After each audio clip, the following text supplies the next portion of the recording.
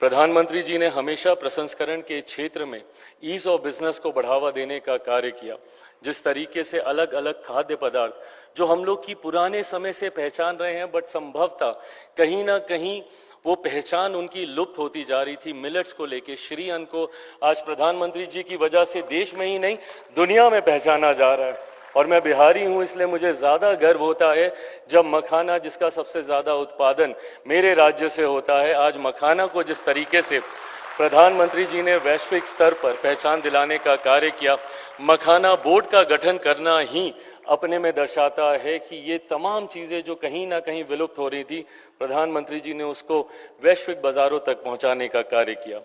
प्रधानमंत्री जी के मार्गदर्शन में मैं, मेरा मंत्रालय, हम लोग की विभिन्न स्कीम्स के माध्यम से हम लोगों ने प्रयास किया कि जितने भी स्टेक होल्डर्स हैं उनको कैसे मजबूती से आगे लेते हुए प्रसंस्करण के क्षेत्र से जुड़े हुए लोग या जो इसके साथ जुड़ना चाहते हैं, कैसे उनको हैंड होल्डिंग हम लोग प्रोवाइड करें।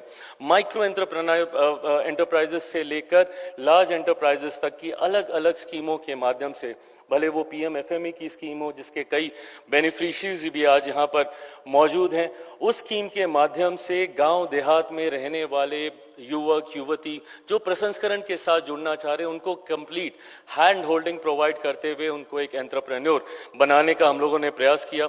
जो हम लोग का लक्ष्य है और जो प्रधानमंत्री जी चाहते हैं कि युवा सिर्फ जॉब सीकर की भूमिका में ना रहे, वो जॉब गिवर की भूमिका में आए। मुझे लगता है यंग उद्यमी उस भूमिका को पूरी खूबसूरती से उसका निर्वहन करने का कार्य कर रहे हैं। पीएमकेएसवाई की योजना हो, पीएलआई स्कीम्स हो, इन्होंने अलग अलग क्षेत्रों में स्मॉल से लेके माइक्रो से लेके स्मॉल से लेके मीडियम से लेके लार्ज एंटरप्राइजेस तक हम लोगों ने अपनी स्कीम के माध्यम से उनको लाभ पहुंचाने का हम लोगों ने कार्य किया।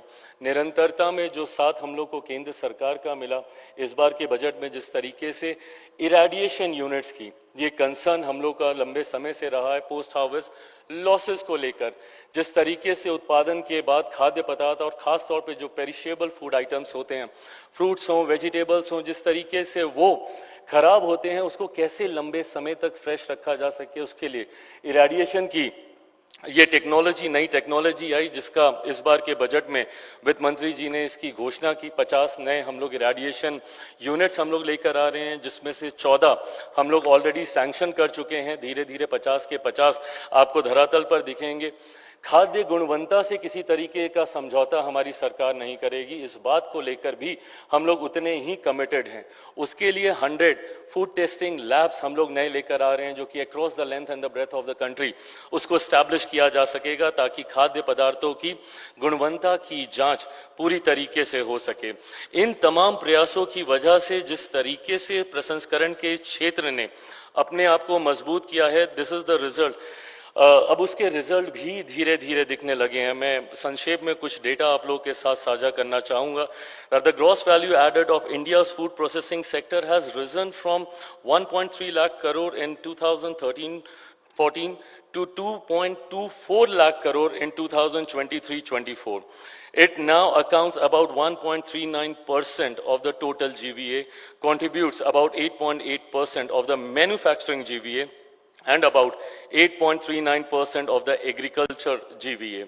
The sector is also one of the largest employers in organized manufacturing, accounting about 12% of the organized employment. Foreign direct investment has strengthened alongside this growth. Between 2014 to 15 and 24 to 25, FDI in food processing has crossed 53,000 crore, about USD 7.5 billion, reflecting growing global investors' confidence in India's food economy and in the standard, scale and stability we are building together.